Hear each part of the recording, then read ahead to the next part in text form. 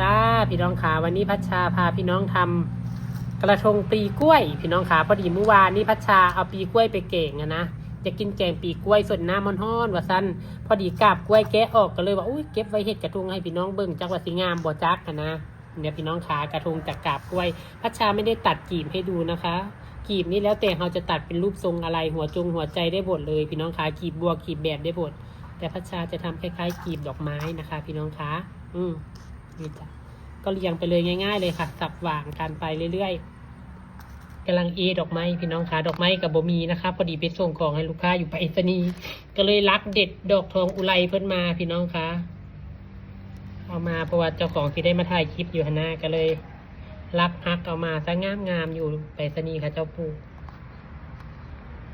บ่มีดอกไม้เลยร้านขายดอกไม้กับปิดเบิร์ดมือนี่ฮะจ้ะอาจารย์ก็จะเสียบดอกไม้จนอ้อมนี่แหละจ้ะจะมาเบิ่งน้ำกันเจ้าค่ะตอนนี้ก็เสร็จเรียบร้อยเจ้าค่ะเป็นแนวใดเจ้าค่ะงามบอกค่ะพี่น้องคะกระทงปีกล้วยเขาหมักสีแดงจึงครึ่งอยู่ค่ะตัดกันกับสีเหลืองคักเนาะสีแดงก็ได้เด็กเหลืองก็ตัดกันงามดีได้พี่น้องเด้กระทงจากกาบปีกล้วยบ่จำเป็นต้องใส่ใบตองนะคะเฮาบ่มีเฮาก็ใส่ตามเฮามีนี่แหละวัสดุก็ได้หากเบิ่งแล้วชื่นชอบในผลงานกดแชร์พัชชาด้วยค่ะกดแชร์หน่อยเด้อ